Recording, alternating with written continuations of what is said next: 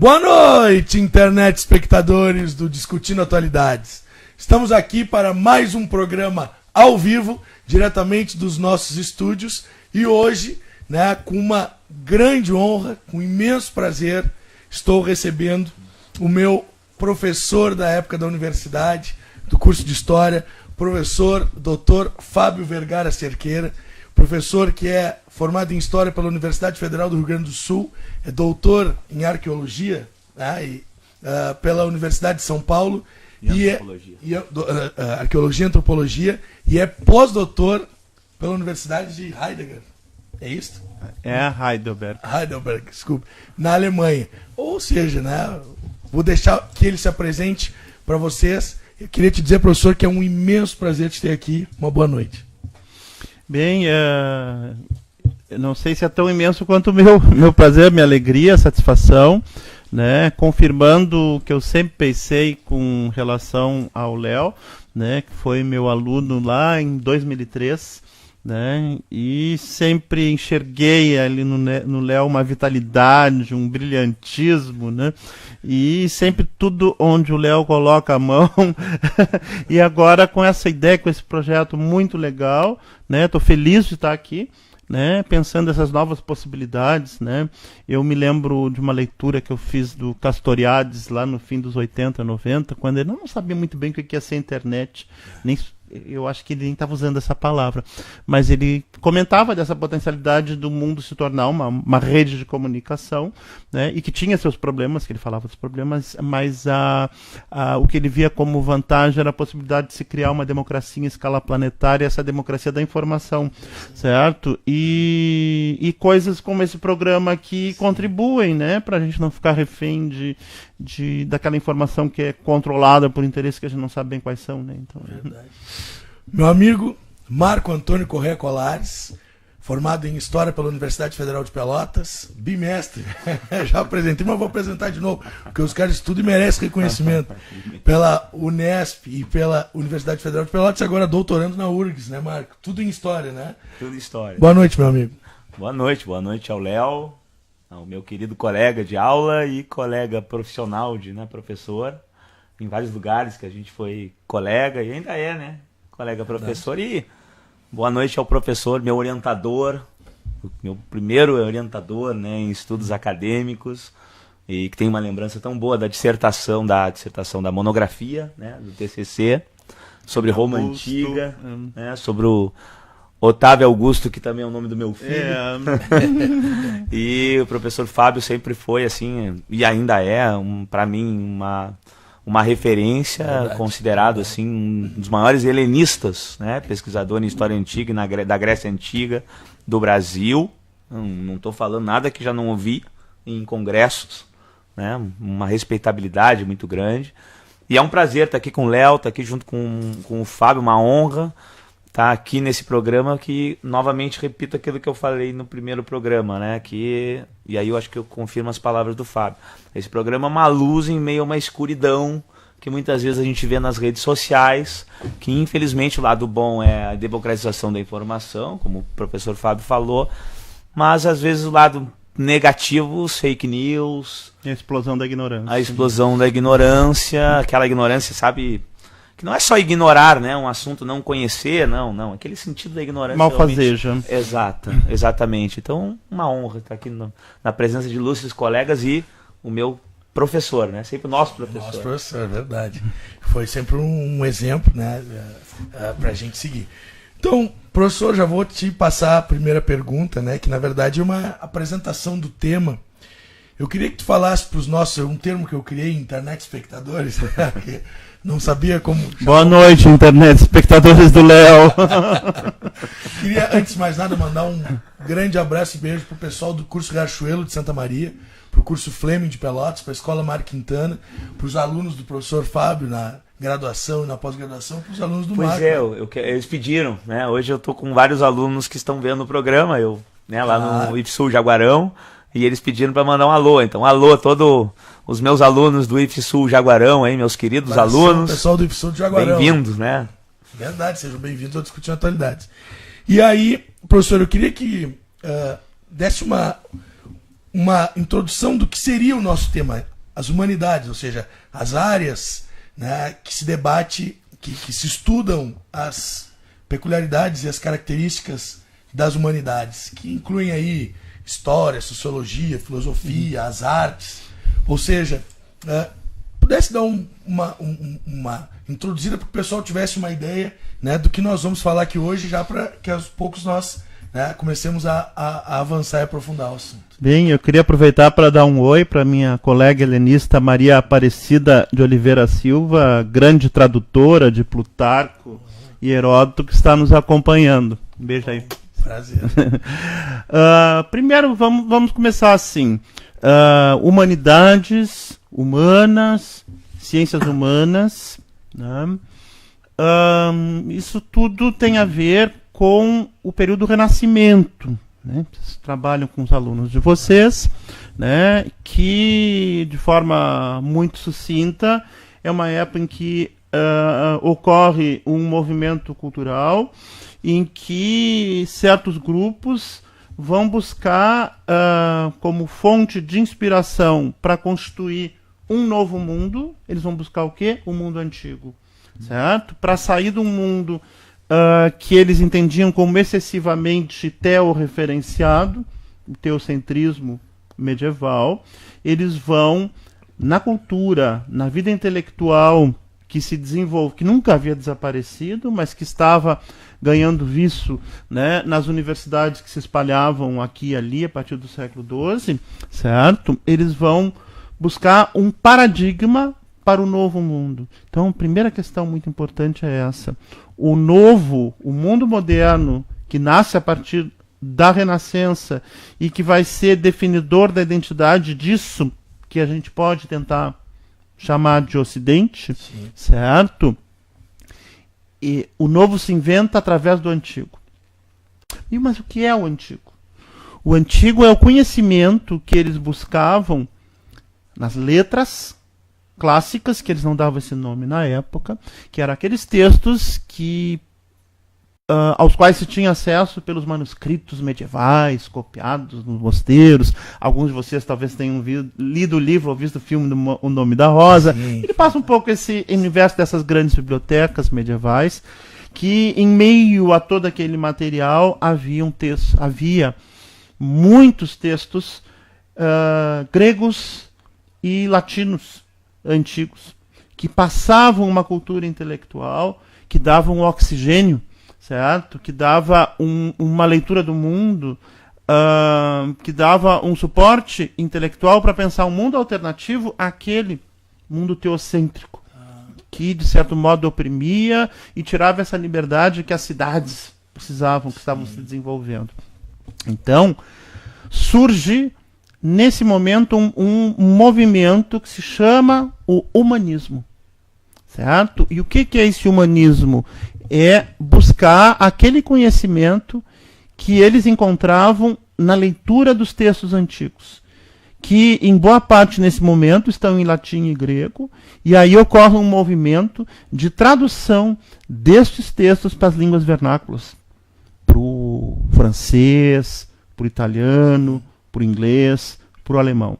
E isso é uma coisa que toma ali uns 2 séculos, essa leva inicial de traduções dessas grandes obras. E isso vai ocorrer um pouco em paralelo com um outro grande fenômeno de tecnologia, mas que impacta no conhecimento e na comunicação, estilo a internet de hoje, que é a invenção da imprensa por Gutenberg, 1452, seria isso? Então tá. Então, significa que essas obras antigas que estão sendo traduzidas vão ser publicadas numa escala muito maior e vão influenciar um público de leitores que vão ser influenciados por essas ideias. Então, um pequeno exemplo, se nós vamos nos divertir um pouco lendo Shakespeare, imaginar que as pessoas se divertiam indo ao teatro vendo Shakespeare na época, ou um certo público que tinha acesso a isso, se nós formos ler ou assistir Júlio César do Shakespeare, ali está o Plutarco, certo? Em homenagem à professora Maria Aparecida, que está nos ouvindo e nos vendo, ali está o Plutarco. E isso é um fenômeno localizado? Não, isso está acontecendo em toda a Europa. E vai configurar a imagem desse mundo que está se constituindo. E então essa cultura humanista ela vai denominar como humanidades um conjunto de conhecimentos amplo que não se classificavam no momento em que se define o conceito de humanismo, conforme esses nomes que compõem as modernas disciplinas das ciências humanas. Então, humanismo humanidades é um conceito cronologicamente anterior ao conceito de ciências humanas e é um conceito epistemologicamente mais amplo que o conceito de ciências humanas. E, inclusive, quando a gente fala humanidades, normalmente se fala o quê? Artes de humanidades. Por quê? Porque nesse momento no Renascimento, em que é cunhado o conceito de humanidades, em que se vive o humanismo, a vivência do humanismo ela não separa, porque essa recepção, releitura da antiguidade, invenção do mundo moderno a partir da leitura da antiguidade, ela se dá pela leitura e pelos olhos.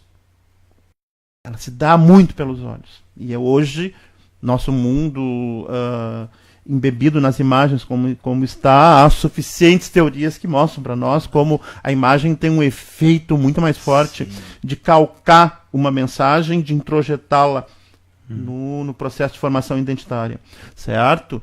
Então, eles leem Cícero, leem Plutarco, leem Platão, leem Aristóteles, leem Heródoto, e eles enxergam, eles veem, certo? Apolo, eles veem Dioniso, eles veem Afrodite, eles veem a arte antiga que está sendo descoberta e que está sendo recriada pela arte renascentista, certo? Sim. E isso não tem como separar isto do humanismo. Então, quando a gente está buscando clamar pelo humanismo hoje, a gente é uma atitude de colocar a importância no mundo das artes e das humanidades. Ou seja, elas têm uma contribuição enorme e existe uma perda muito maior do que matematicamente seria a soma dessas contribuições caso a humanidade, né, ou uma fatia geograficamente localizada nas periferias da humanidade, né, resolva que isso não vai mais fazer parte da sua vida. Porque isso significa abdicar do Ocidente. Abdicar das humanidades e reprimir as artes é uma atitude de obscurantismo, de deliberadamente dizer nós não queremos mais ser ocidentes. E quem faz isso, o que quer ser, eu não tenho a mínima ideia. A mínima ideia. É um buraco negro. Quem defende isso para um país quer jogar um país em um buraco negro. Porque não existe capacidade de um país se pensar se nele a cultura do humanismo não for desenvolvida. Bem, então, humanidades e ciências humanas. Né? Tentar explicar assim. Se humanidades é uma coisa que se desenvolve no contexto do Renascimento, e está aí, ciências humanas é uma coisa que se desenvolve no contexto do século XIX. Tem uma raizinha ali no fim do XVIII, do iluminismo, mas quando eu digo que se desenvolve, ela se desenvolve institucionalmente, ela ganha lugar físico dentro dos prédios das universidades e dos departamentos ao longo do século XIX, um pouco na Alemanha, um pouco na Inglaterra, um pouco na França, na Itália, certo? E de modo que na medida em que vai terminando o século XIX, vai surgindo uma discussão que vai ser, no nosso caso, da nossa área de história, vai ser uma discussão retomada com toda a força na terceira geração da nova história, né? Que é esse nosso conhecimento, ele é científico? Né? O que significa dizer que esse nosso conhecimento é científico?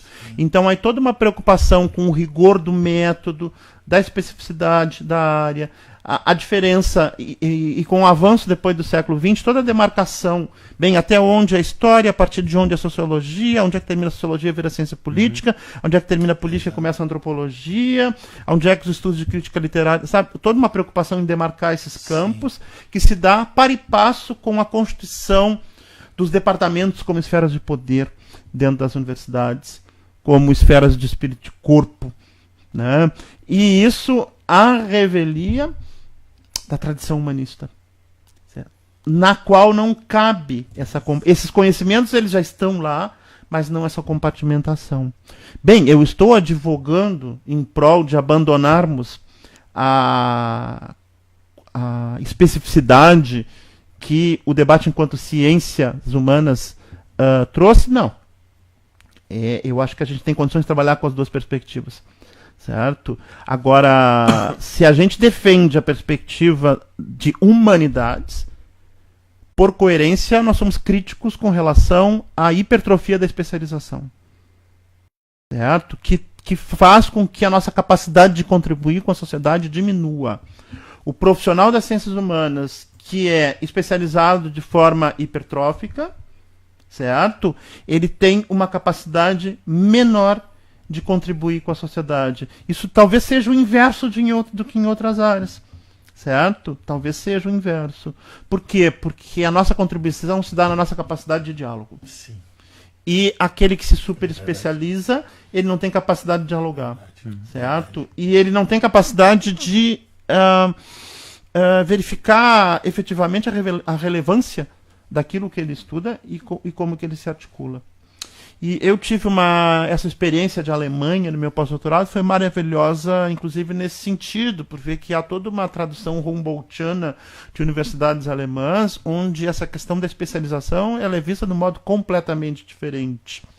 Tanto que dentro do sistema alemão não se pode repetir a temática nas diferentes escalas de trabalhos que têm que ser defendidos, certo? Então, um doutorado não pode repetir o tema de pesquisa do mestrado e o segundo doutorado, porque a carreira acadêmica se compõe de 2 doutorados na Alemanha, ele não pode se repetir. Então, por exemplo, se eu trabalho com antiguidade, se eu fiz um mestrado, um doutorado de Grécia, o meu segundo doutorado tem que ser de Roma. Entendeu? Não é trocar assim um pouquinho. É realmente... Por quê? Porque para não ser samba de uma nota só. E um dos problemas que as humanidades enfrentam hoje é que, em boa parte, elas estão institucionalizadas como ciências humanas dentro das universidades, as quais nós devemos, assim, com toda a força defender, mas não defender de forma crítica, né? E o sistema, como funciona dentro da universidade brasileira, ela leva nas humanidades quando dentro da universidade há uma especialização excessiva, certo? E aí é interessante porque quando a gente pensa as humanidades, ela não está só dentro da universidade, ela está fora, sabe?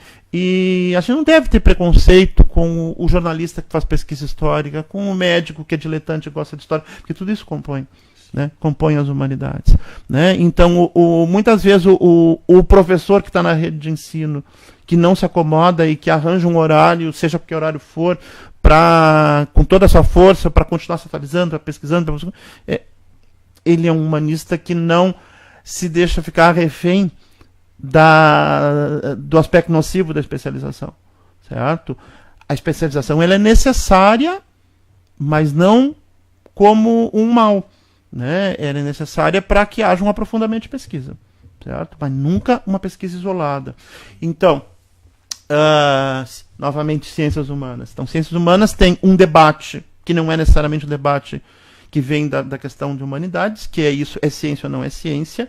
Agora, esse é um debate clássico que vem do René Descartes, que renega a cientificidade do campo da história, porque é um campo do efêmero, do contingente. Aí tem a resposta do Giambattista Vico, que vai dizer que sim, é história, porque existe um pressuposto que é a capacidade humana da empatia, e o princípio da empatia, de sentir o que o outro sente, ele é um elemento que torna possível pensar a cientificidade da história, mesmo que ele não esteja usando esse termo, certo? Então, mesmo que ele seja um debate do século XIX, ele tem uma raiz anterior.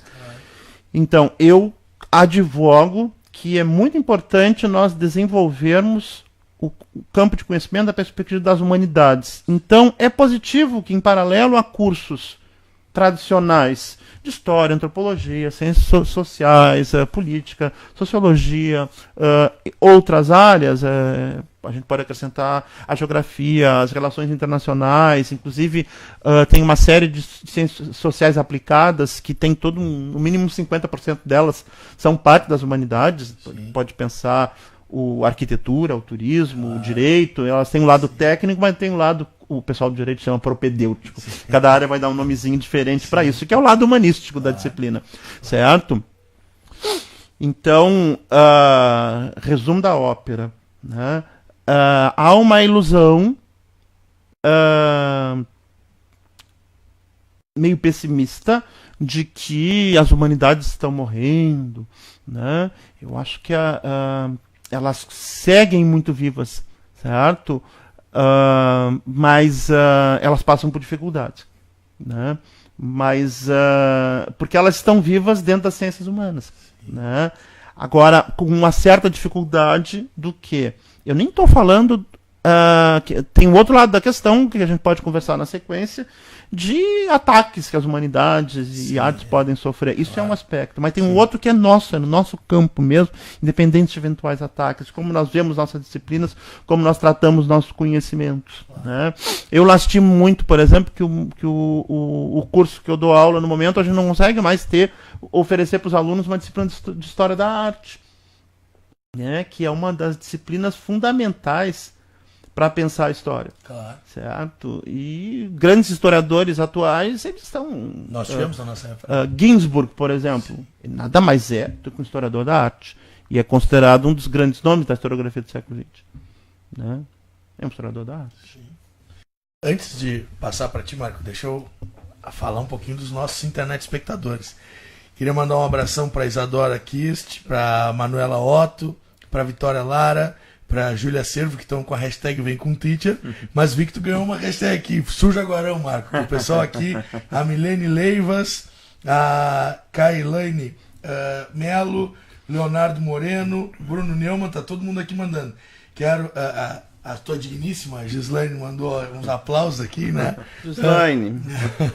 Minha aluna, né? Minha aluna. O nosso colega... foi colega teu também, meu colega na escola, Marco Quintano, Gregory, tá falando interessante o sistema alemão, né, como o professor citou. O nosso colega, nosso amigo Daniel Vitória, tá dizendo, com um tiro grande desses, Daniel, poderia assistir esse programa madrugada dentro. Então eu queria agradecer o pessoal que está com uma audiência bastante significativa, nós estamos aqui, né, muito felizes que vocês estão conosco. Marco, tuas ponderações e, óbvio que eu sei que tu tens bastante coisa para comentar. Como é que eu faço para botar no meu celular essa coisa bonitinha que você tem aí? Ele tem... Por que não... Não, o público é um ponto técnico. Marco, eu sei que tu vai comentar a fala do Fábio, mas eu já queria te deixar uma pergunta. Pela tua vivência acadêmica. Como é que tá essa ultrapassagem, vamos dizer assim, de fronteiras das ciências humanas na academia? Como é que tu tem percebido isso? Eu já quero estender também para o Fábio depois a pergunta. Olha, eu vejo, por exemplo, né, eu estou fazendo um doutorado que é sobre literatura e história. Né? Então, os trabalhos sobre literatura, por exemplo, né, sobre arte, né, eles cada vez ganham mais força dentro de pós-graduações de outras áreas, incluindo a história, né? Os historiadores então estão se metendo a falar de literatura, assim como os literatos ou os críticos de literatura se metem a falar de história. E isso eu vejo como positivo. Uma coisa que eu noto em alguns congressos que a gente vai, assim, é que às vezes os teóricos são diferentes. Às vezes a gente trata, por exemplo, eu fui na USP uma vez, 2 anos atrás, num congresso que era sobre mídias, né, quadrinhos, história em quadrinhos, mídias, literatura e história. E o pessoal ali do campo do design, da comunicação, e alguns teóricos que eu não conhecia, né, falando sobre as suas pesquisas. Então eu fiquei meio que, eu era um pouco... um penetra ali. Aí eu trouxe também alguns teóricos da história, né, no meu campo, né, das humanidades, e eles também não tinham, nem todo mundo tinha o conhecimento daqueles pensadores, daqueles teóricos, etc. Então, eu vejo que ainda tem esse resquício da política acadêmica e também dos campos acadêmicos que às vezes entram em algumas disputas por espaço dentro da academia, e talvez isso interfira um pouco nessa maior aproximação desses campos das humanidades pelas questões da política acadêmica, recursos, bolsas. Isso talvez seja um ponto a se considerar. Mas eu vejo assim, pelo menos no caso da história especificamente, a gente tem aqui na UFPEL, no mestrado da UFPEL, já muitos trabalhos com professores, né, de outros. Né? Eu tive, por exemplo, na minha banca a Daniele, que é da Letras, né? E analisando o trabalho que eu fiz, ou seja, e uma aceitação muito maior, por exemplo, na URGS, que era uma universidade em história muito tradicional, né, aceitar temas, por exemplo, como história em quadrinhos, como literatura, etc. Já há um espaço para isso. Mas é uma coisa que parece ser bem recente aqui, pelo que eu estou vendo. Claro que eu não tenho conhecimento que o Fábio tem da academia, né, por uma série de fatores do meu trabalho. Então eu vejo que tem muito a ver com a política acadêmica e também com ainda essas ilhas acadêmicas que muitas vezes, e também um pouco de tradicionalismo, né? Eu tinha minha orientadora chamava muito do núcleo duro das humanidades, né? Pessoas que têm aquela visão mais tradicional, né? A Margot sempre falava, tem pessoal do núcleo duro da antiga, que é um pouco mais, por exemplo, um pouco mais reticente a novos temas, por exemplo. E isso acontece, eu vejo que isso acontece ainda, a tradição é muito forte, a própria tradição da pesquisa, os campos. Por exemplo, a história por muito tempo flertou com a história política, a gente sabe, né, no século XIX, então para isso foi uma grande renovação, trazer outras abordagens. Por exemplo, a própria microhistória do Carlo Ginzburg, ela entrou com uma certa força, mas tem uma série de críticas, às vezes até críticas que são totalmente desqualificadas, dizendo é um micro em detrimento do macro, e não é isso que o Ginzburg faz, né?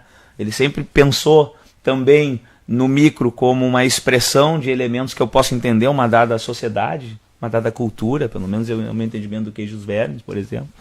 Então eu vejo que existe um pouco esses preconceitos na própria academia, né? O ser humano é ser humano também na academia, então os conceitos e preconceitos também são criados. Professor? Eu acho assim que tem uma coisa que, quando eu era estudante de graduação, nos idos dos 80, a palavra chegava assim de vez em quando, a gente via que no Brasil por aquela época que ela começou a circular, mas fora uma década antes, né, e tomou corpo nos 90, e depois é irreversível. É o que chama interdisciplinaridade, né? Aí dá pra ficar jogando, multi, perda de tempo ficar jogando com as palavras, mas no caso é tudo a mesma coisa. Se for, dá pra render um monte de artigo, encher o currículo, dizer que trans é uma coisa, transdisciplinar é uma, inter é outra, mas enfim, né? O fato é que são conhecimentos de disciplinas diferentes, né, que estão interagindo. Às vezes é o mesmo pesquisador, às vezes são pesquisadores diferentes, às vezes esse vocabulário todo, né? Pois bem, e depende da área. Eu venho da área da arqueologia, né? Não existe arqueologia que não seja interdisciplinar, certo? Porque tu vai em campo, tu vai ter um vestígio ósseo. Aí se for de animal, tu vai dialogar com a zoologia ou anatomia humana. Aí tem um restinho de uma planta que tem que analisar no solo, de um pólen. E quando vê, tem um fragmento aí de material lítico, pedra, né? A gente vai conversar com geólogos, né? E por aí vai. E boas equipes, elas são equipes interdisciplinares, às vezes já em campo, depois na análise do material, né? Então é uma outra visão, né? Mas mesmo áreas que não têm a tradição interdisciplinar, elas estão avançando muito. E alguns campos de conhecimento, eles só existem dentro da interdisciplinaridade. Por exemplo, a área de memória e patrimônio, que nós temos aqui no UFPEL um doutorado que é referência em toda a América Latina, bastante bem conceituado também na Europa, em regiões onde já tem contato, é uma referência internacional, o nosso doutorado aqui da UFPEL em memória e patrimônio, uma das coisas que a gente gosta de ter na biografia, de ter participado com outros colegas da criação desse programa, certo? Essa área não existe que não seja no campo da interdisciplinaridade, certo? Um conhecimento dialogado. Né? É um exemplo. Há outras áreas dentro de biotecnologia, por exemplo, também é uma área. A própria RI, né? Tem outras áreas também que não existem fora da interdisciplinaridade. Antropologia também, né, professor? Então isso é um. Não, antropologia é uma área disciplinar, como a história, Sim. mas ela se interdisciplinariza, Claro. certo? A história se interdisciplinariza, a sociologia se interdisciplinariza, mas elas são disciplinares. Sim. Né? Agora, tem ciências que não existem não interdisciplinarmente, certo? E depois tu tem algumas, a geografia, por exemplo, são ciências de síntese, geografia, turismo, a geografia tem toda a parte de geografia física, toda a parte de geografia humana, e é uma síntese, né? São ciências que são síntese de conhecimentos, não que seja necessariamente interdisciplinar, Sim, né? claro. São 3 tipos aí, situações diferentes. Agora, em qualquer um deles, hoje, gerar conhecimento que não seja dialogado, que não seja interdisciplinar, ficou um pouco anacrônico, certo? Então, aquele historiador lá, que não conversa com ninguém, que já é uma coisa um pouco romantismo do século XIX, certo? Gente, eu gostaria de fazer um rápido comentário sobre o campo em que eu tenho experiência, que é trabalhar com história, com filosofia, com sociologia no ensino médio. E eu gostaria de dizer que a base toda que nós moldamos, né, a organização do nosso conteúdo é o Enem, né? Então, o Enem e os demais vestibulares. E eu gostaria de fazer uma provocação aos dois já, dizendo que, no meu entendimento, ainda é muito distante o universo acadêmico e o universo do ensino médio, do ensino em geral, né, não acadêmico. Por exemplo, né, nós temos hoje, no Enem, a maioria, para não dizer a totalidade dos professores que fazem as questões são professores de institutos federais e de universidades, né? São professores que têm toda uma especialização muito grande na sua área, e muitas vezes o que eles não têm é a experiência do ensino médio. E aí, essas questões que são elaboradas para os alunos do ensino médio, elas são questões que estão desconectadas da realidade daquele aluno, desconectadas da realidade do material didático que a maioria das escolas no Brasil adota. Então, com o passar do tempo e das provas, nós vamos tentando nos adaptar em relação a isso. E aí eu te pergunto, Marco, da tua experiência, já faço a pergunta também para ti, Fábio. Como é que nós poderíamos pensar, ou se já está acontecendo, uma aproximação maior? Eu vejo Discutindo Atualidades com essa finalidade, de trazer para o universo mais geral o conhecimento acadêmico, né, para que haja esse diálogo, para que não se especifique. Eu sei que existem uma série de formas de fazer esse link, mas eu ainda vejo muito distante. Eu ainda vejo como se fossem 2 universos que, por muitas vezes, dialogam muito pouco. Com a minha experiência em ensino médio e em pré-vestibulares, né? Tu também segue essa carreira, né, nos pré-vestibulares. Eu me lembro, assim, toda vez que a prova do Enem de Ciências Humanas, né, aplicou, o aluno foi lá, fez a prova, no dia seguinte, 2 dias depois, os alunos chegavam, assim, normalmente para mim, não sei se acontece contigo. Marco, não vi história na prova. Né?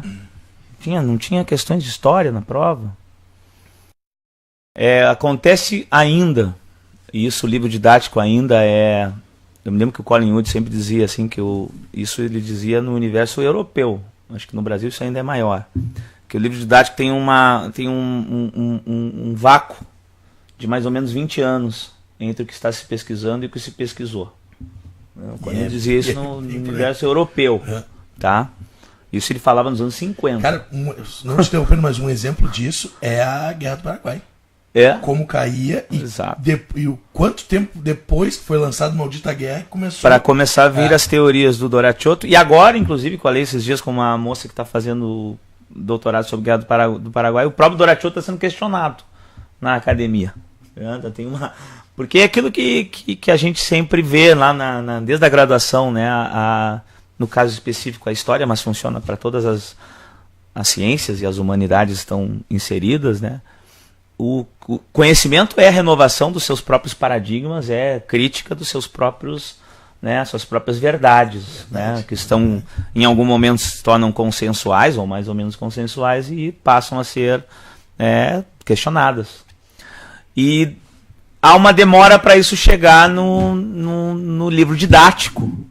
E, consequentemente, para chegar na escola, quando o professor se utiliza apenas do livro didático como uma referência. E aí a gente tem que considerar uma série de coisas. Pega uma escola pública, às vezes o professor tem uma carga horária excessiva, existe uma série de problemas estruturais, salariais, etc, etc.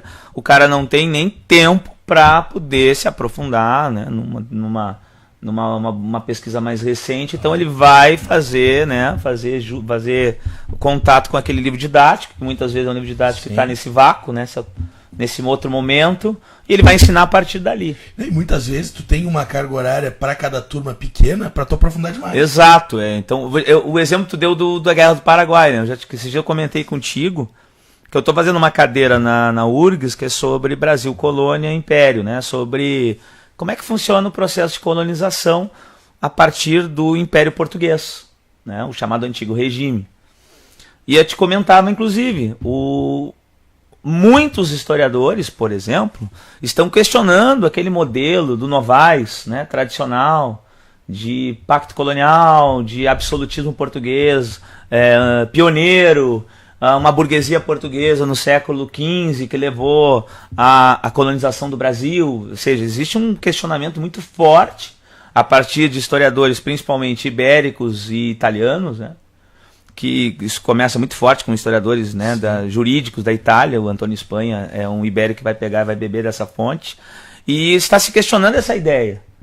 O absolutismo em Portugal, para esse grupo de historiadores, só vai acontecer no período pombalino, quando acontece o processo realmente de uma mudança da administração, a visão que eles estão tendo hoje. É o que eu estou fazendo com o Fábio Kuhn lá, na URGS, um ótimo professor. Que, na verdade, a gente analisaria como se fosse uma redução da intensidade pelo desportismo esclarecido. Exato, e então está se revendo algumas ideias que se tem e ainda estão no livro didático e, obviamente, que ainda estão naqueles vestibulares tradicionais, mas aí vem o Enem. E o Enem, às vezes, nos professores que estão lá fazendo questões, às vezes eles talvez tentem trazer esses novos, né, debates, e aí há aquele problema com o que acontece na escola e no livro didático.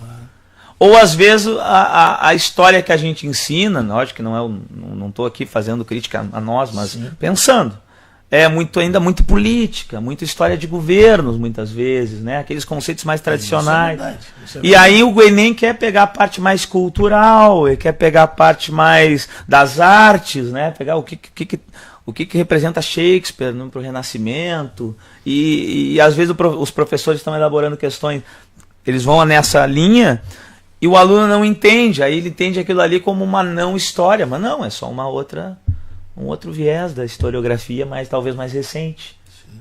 E então há uma necessidade, sim, de um diálogo muito maior, mas a dificuldade estrutural ela existe. Como é que eu vou ter diálogo com pouco tempo para trabalhar? Como é que eu vou me aprofundar com uma carga horária pequena? Né? Como é que eu vou tratar de... Porque, sabe, tratar de política, história política, aquela história política de governo, ela é didaticamente rápida. Entende? O governo Vargas, na medida do governo. Tratar de cultura, não. Claro que não. Pô, cultura... Não que a política também não possa ser, mas a cultura, né? Até porque tradicionalmente há um afastamento do aluno em relação a essa talvez tema. Porque isso tradicionalmente não é estudado, claro. Né? E aí se tenta inserir uma história ou umas humanidades na parte mais cultural, o Fábio falou, o que é humanidade sem arte? Né? Como é que a gente vai falar para os nossos jovens sobre história e não ter uma compreensão mais profunda da arte, do universo artístico, daquilo que o homem, a expressão humana, porque o que é, né, a humanidade, a expressão humana, a comunicação, a arte como comunicação de ideias, comunicação de utopias, de novas, né, de críticas ao que está acontecendo. E aí muitas vezes o jovem estranha quando vai lá, o sujeito coloca lá uma arte num museu lá e tem um homem nu e o pessoal vai lá e quer censurar aquilo ali, porque além dessa intolerância também há uma certa falta de incompreensão mais mais ampla do que a arte. Como assim, arte é só uma coisa que eu acho bonitinha num quadro? Não, peraí. Existe toda uma conceituação do que ele quer demonstrar, daquilo que ele quer comunicar. E muitas vezes os jovens não têm esse entendimento, porque há esse vácuo entre a educação formal e aquilo que a gente está vendo na academia. E a gente precisa, nós somos professores que estamos dando aula para o ensino médio, junto com os acadêmicos, né, o professor Fábio está aqui falando, a gente precisa ter ter mais inserção, mais diálogo. Eu só posso reformular a pergunta para ti? Pode. Assim, eu lembro, e isso aqui não é porque tá na frente, sempre falei, tu é uma das pessoas que eu mais admiro, né, e respeito muito a tua erudição. Tu sempre trabalhou com muita propriedade em várias áreas. Isso é uma coisa que me inspirou muito a estudar muitas áreas também. E então tu já tem essa interdisciplinaridade, esse entendimento maior para a interdisciplinaridade. Eu até vou te interromper, eu lembro a gente no corredor do ICH falando sobre historicismo. Saímos da aula de teoria da história e fomos conversar com o Fábio. Ele nos deu uma aula sobre... sabe, ele é professor que é da história antiga, né? A ideia não, sabe, de história antiga. Não, o Fábio ele é um desses acadêmicos realmente que seria talvez a moda antiga, assim, aquela erudição meio Hobsbawm, assim. Sim. Sabe? Olha, vou dizer o Hobsbawm. Lá, né? Mas sempre foi isso para nós, sabe? Porque mas é verdade. Ele vai grande. É verdade. E além disso, professor, eu sempre percebi que eu gosto muito do Pierre Bourdieu. E eu sempre percebi que tu tem uma característica que ele falava que é o pensador da área das humanas. Ele precisa ser, além de pensador e de escritor na área, ele tem que ser atuante.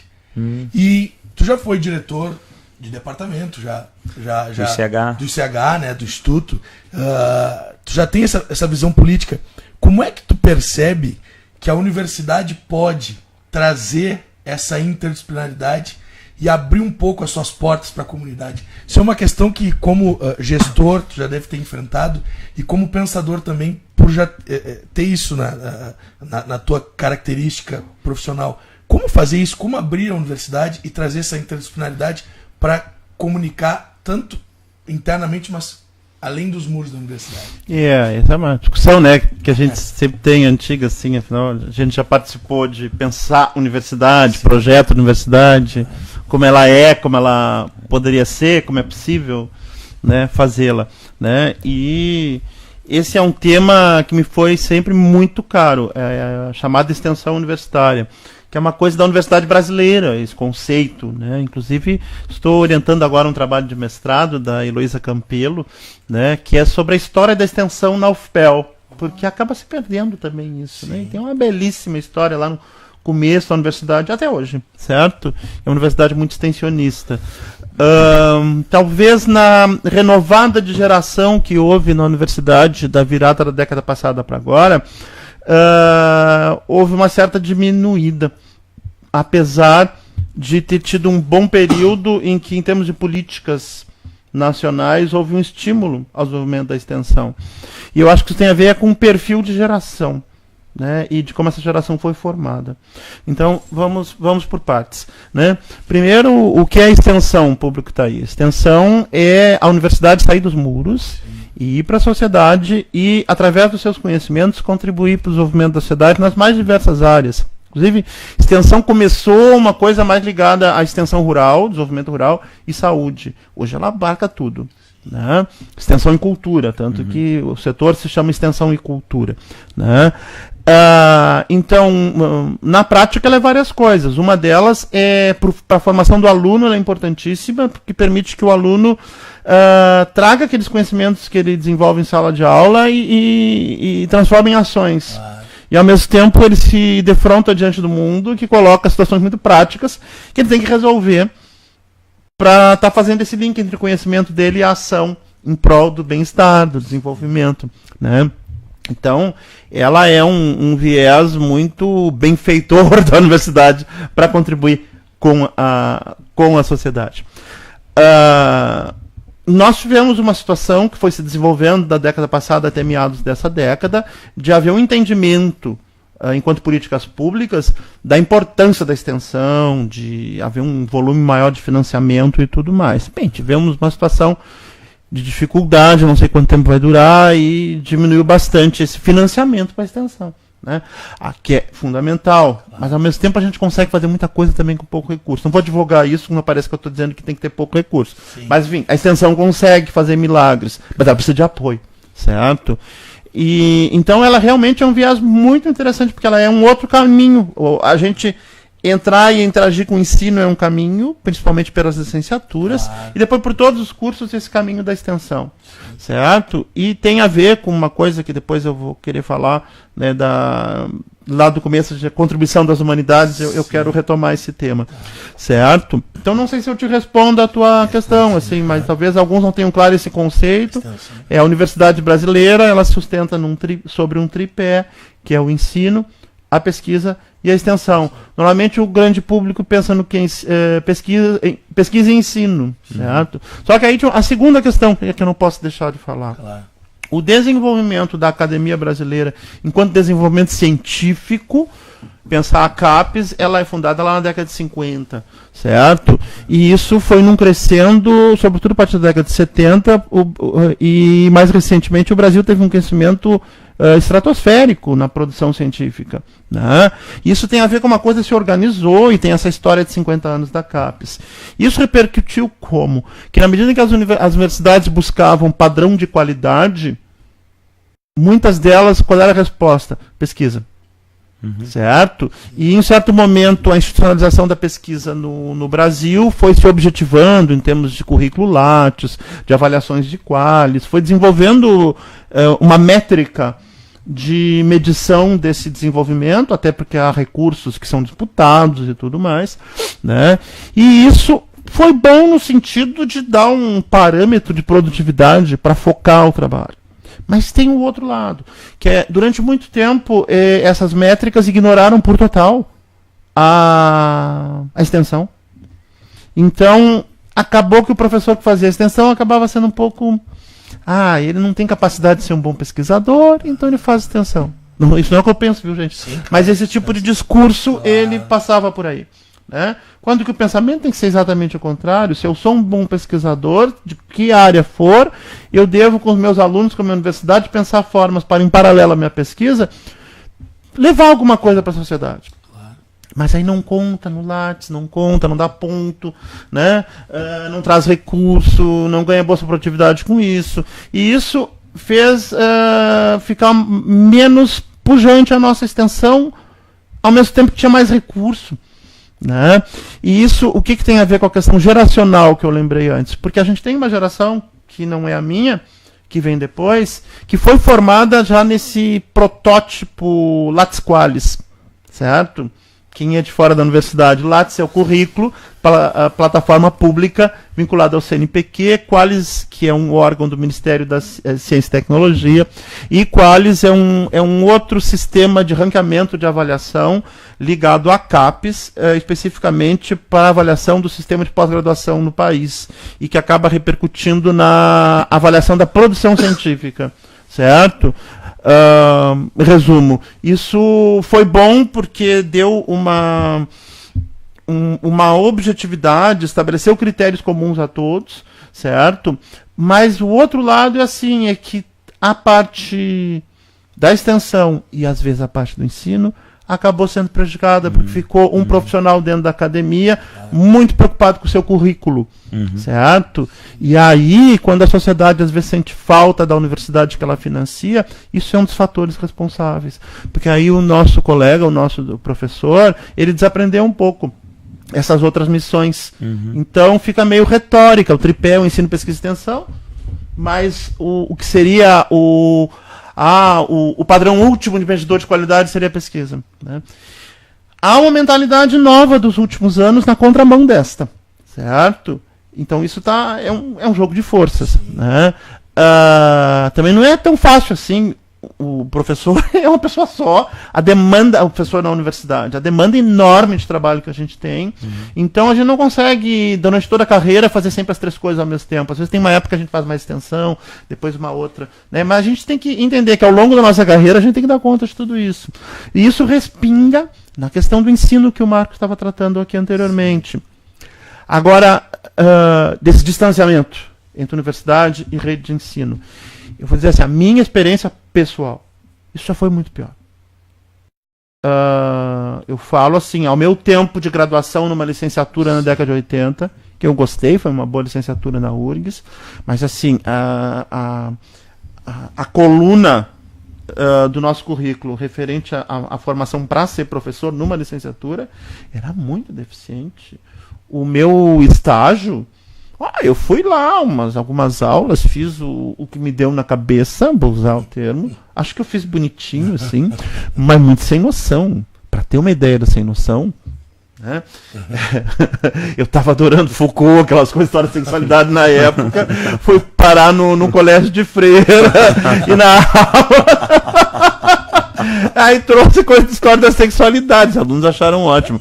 Mas depois, como era muito curtinho, eu nem sei o que deu, como é que a professora depois resolveu aquilo, né? Mas enfim, né? A década de 80, talvez mesmo em colégios de freira, era talvez mais tolerante do que certas situações que nós vivemos hoje. Até porque eram freiras montessorianas, então talvez mais progressistas que certos não vamos mencionar, né? Ou podemos, se for a questão, né? Mas não é a questão que eu tô tratando. Então, assim, sobre em que sentido que há uma melhora, né?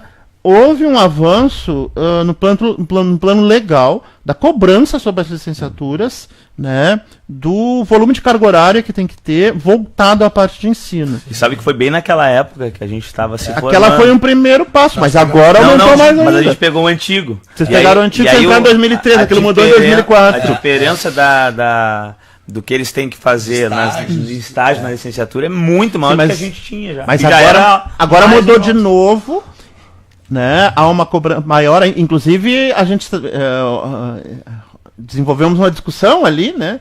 Eu e mais alguns colegas, assim, achamos que já estava bom.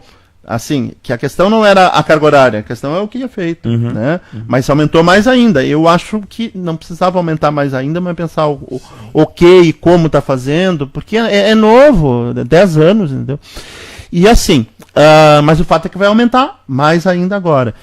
Mas esse é um aspecto. Outro aspecto, assim, pensando no nosso curso aqui, no nosso departamento de História, nós temos todo um setor do departamento que é dedicado ao ensino, com múltiplas atividades, e surgiu, né, um programa que ele quase fechou, mas com muita pressão se conseguiu retomar. Tudo bem que não vai ser tão forte quanto antes, mas ele está retomado, que é o chamado PIBID, que é o Programa de Iniciação à Docência, das licenciaturas. Sim. Então, esse é um programa, o aluno que faz a licenciatura em paralelo, aí ele tem uma noção muito maior da realidade escolar, muito maior. Claro que não tem bolsa para todos os alunos, o aluno PIBIDiano, como se chama, sim, ele vai estar muito mais inteirado sobre a escola. Sim. Então, eu acho, só que esse aluno, o aluno PIBIDiano, ele está começando a entrar nas escolas. Porque a gente está com um professor ainda formado há 20, 30 anos atrás, sem um demérito, né? Mas dentro de outros modelos. Então, acho que tem coisas sendo feitas para aproximar, né? E eu teria muito menos condições de falar sobre esse assunto, por mais que vocês achem que eu tenho uma capacidade de falar sobre muita coisa, mas eu teria muita dificuldade em falar com qualidade sobre esse assunto com relação aos meus colegas da área de ensino que vivem. Na verdade, como eu tenho filho na escola, e a minha condição de falar sobre esse assunto já nem seria mais como pai, observando do outro lado do balcão, né? Mas assim, eu queria só fazer essa colocação, né? Eu acho que tem uma situação que talvez vá se sentir o resultado daqui a pouco, né? Marcos, queres fazer alguma pergunta? Eu acho importante, assim, uma coisa que eu acho que talvez, não sei se está acontecendo esse movimento, poderia pensar na academia, os professores, os pesquisadores, doutores, pensar, e já tem muitos trabalhos, né, sobre livros didáticos. Me lembro, vários colegas no mestrado estavam pesquisando livros didáticos. Mas esse movimento, assim, de pensar o livro didático, né, dos acadêmicos pensarem em trazer abordagens mais recentes para o livro didático, contribuírem para essa parte do ensino, que é o livro didático. O livro didático ele tem uma força muito grande. Muitas vezes o aluno, ele, com o tempo que ele está estudando, enfim, ele vai se alicerçar no livro didático. Muitas escolas, tem todo um mercado, livro didático também, mercado editorial, etc. Acho que seria uma coisa interessante. Eu queria te fazer uma pergunta, assim, já é uma pergunta já bem atualidades, né? Sim. A gente nota, e aí voltando a tratar da questão das humanidades, né? Humanidade no sentido de que tu deu, né? De um conhecimento, de muitos saberes, muitos conhecimentos, e tu tratou aqui do Renascimento, né, retomando os saberes do mundo antigo, a filosofia, né, os pensadores, o Plutarco, né, deu um exemplo, etc. As humanidades também têm um papel muito importante com os direitos humanos, com a cidadania, né, com o fomento da cidadania, com o fomento dos direitos, com o espírito crítico, cidadão, com a ideia de que devemos ter mais empatia pelo próximo, né? Na ideia de construção de um mundo melhor, querendo ou não, ainda que as grandes, né, utopias, as metanarrativas são muito questionadas, por exemplo, na história, né, o marxismo, etc, né? Mas ainda assim, esse papel de professor de humanas, tentando mostrar para o aluno que ele tem que construir um mundo melhor, pelo menos ele faz parte como cidadão disso aí, tentar ser o melhor profissional, mas não só isso, cidadão, né? Isso faz parte de todas as humanidades, né? E não outros conhecimentos também, mas as humanidades têm esse papel. E nós somos chamados hoje em dia de doutrinadores por muita gente, né? Nós, das ciências humanas especificamente, estamos, né? O Escola Sem Partido estava aí, e o Escola Sem Partido não estava, o pessoal do MBL... Não, está, já sim, passou por instâncias iniciais, mas não está pensando na matemática especificamente. Tá? Bem, o professor de matemática daqui a pouco pode dar uma opinião. Marcos, só quero te dizer que o que tu está comentando aí foi uma pergunta da Elisa, lá do Riachuelo, que ela pediu pra gente falar um pouquinho dos direitos humanos e dessa questão. Então assim, às vezes a gente... É incrível, assim, às vezes o cara defende a Constituição numa aula, né? Fala assim, ó, eu defendo a Constituição, tem uma coisa na Constituição que fala sobre justiça social, aí vem o cara querendo taxar a gente comunista, de estar defendendo o PT, como se a Constituição brasileira tivesse sido feita pelo PT, porque era um dos partidos, mas nem era a maioria. Então eu queria saber, assim, qual é a tua posição sobre esse ataque, e não só o ataque do Escola Sem Partido, mas muitas vezes ataques de pessoas ali no Facebook que a gente põe uma opinião, já vem a palavrinha doutrinador, uma coisa extremamente agressiva, sem sentido. Por que é ser doutrinador? Me dar uma opinião? É ser doutrinador? Dizer, olha, eu tenho uma leitura que embasa essa opinião. Pode discordar? Traz a tua leitura, traz o teu referencial. É que hoje em dia, Marco, é muito mais fácil colocar o rótulo sem dúvida, mas eu queria que tu desse uma oposição, assim, o que fazer, o que na tua perspectiva, assim, como, não resgatar, a gente não perdeu, as humanidades obviamente não perderam a sua legitimidade perante o público em geral, mas existe esse ataque, na minha opinião. O que tu acha sobre isso? Como a gente deve atuar a partir desse contexto, na tua opinião? Eu acho que essa pergunta ela tem várias escalas de resposta, né? As camadas das nossas explicações históricas, né? E de cronologia e de escala geográfica também, né? Sim, e assim, e outra coisa a se levar em consideração é assim, nós somos sujeitos de várias histórias ao mesmo tempo, né? Sujeitos nos dois sentidos, de serem assujeitados e de sermos assujeitados, né? Porque sujeito, antes de ser substantivo, é o participo passado, né? De sujeitar, né? Nós somos assujeitados e agentes, atores, protagonistas de várias histórias, né? O que quer dizer isso? Isso aqui é a tese central aqui desse livrinho aqui, do Paul Veyne, chamado Inventário das Diferenças, em que uma das que é o discurso da sua aula inaugural como professor do Collège de France, né? Então isso aqui é uma conferência. Sim. E que uma das suas colunas mestras é colocar o seguinte, né? Existem várias historicidades ao mesmo tempo que têm a sua lógica. Então ele cita alguns exemplos, a história da guerra, a história do transporte. Então várias histórias acontecendo ao mesmo tempo. Nós estamos aqui, nós temos a história do livro, nós temos a história das telecomunicações, nós temos a história da vestimenta, a história das lentes. E tudo isso tem uma historicidade própria e um ritmo próprio, né? Temos as ideias que nós estamos debatendo que têm ritmos próprios. E essas várias fios de história que se tecem, certo? Eles têm uma lógica própria, que tem um ritmo próprio, e eles são submetidos às inter-relações com os outros fios, que impactam sobre eles, certo? Bem,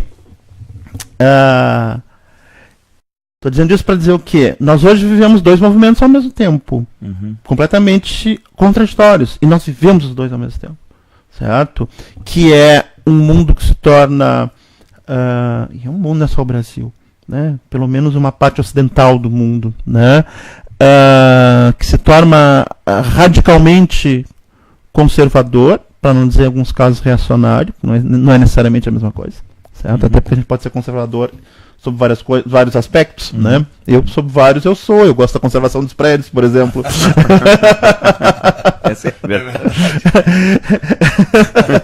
Eu gosto que se mantenham as coisas no lugar, por exemplo, a superioridade do Internacional sobre o Grêmio. Então, como conservador, eu estou muito abalado no momento. Não é, Léo? É uma situação, é uma crise de valores que nós vivemos hoje, né? Então, eu sou muito conservador nesse sentido. Eu sou progressista. Mas então, nós vivemos isso, e nós ao mesmo tempo vivemos um momento em que uma série de liberdades que não eram aceitas hoje são. As duas coisas estão acontecendo ao mesmo tempo. Sim. A forma da gente percebê-las varia. Os mais conservadores percebem o que lhes desagrada, que achando que é uma liberalidade total, sem regra, sem nada. Os mais liberais, não estou falando no sentido econômico do termo, mas no sentido comportamental, né? Entende o contrário, que o conservadorismo está avançando de um jeito que nunca avançou. Mas as duas coisas estão acontecendo ao mesmo tempo. Sim. Certo? E a gente tem dificuldade de perceber. Ok. Então, isso em choque leva a que isso está acontecendo. Certo? Ganhou força, de um modo que não havia 10, 15, 20, 30 anos atrás, um ataque àquilo que são as instituições herdeiras do humanismo. Artes e humanidades. Institucionalizadas como galerias de arte, exposições, cinema, universidade. Isso é a institucionalização moderna, foi um dos 2, 3 séculos de institucionalização, tudo como está no mundo moderno. Isso está sob ataque de algumas vertentes de pensamento conservador ou reacionário. Eu não estou usando nem o termo fascista, porque eu acho que ele é bem específico e ele é o extremo. Até chegar lá tem um caminho. Não necessariamente conservador é fascista. Certo? Porque são escalas. Certo? O fascismo é a escala extrema, certo? Não necessariamente coisas que a gente está chamando de fascismo são, certo? Pode ser conservadoras, pode ser reacionárias, mas há um limite. Agora, cresceu, a escala do fascismo cresceu. Sim. Tá? E eu vou depois abordar esse conceito à luz do que eu vou colocar, que eu gostaria de colocar nesse programa, que eu entendo como os pilares do humanismo, e que as humanidades defendem porque elas têm que ser defendidas. Mas vamos tratar essa questão aqui. Então nós vemos várias histórias ao mesmo tempo, certo? E nós estamos vendo, no mínimo, entre tantas, duas histórias no momento. Uma de um avanço tremendo, aceleradíssimo, de um conservadorismo que se imaginava superado. Né? Eu não estou falando assim conservadorismo político, de defender uma coisa...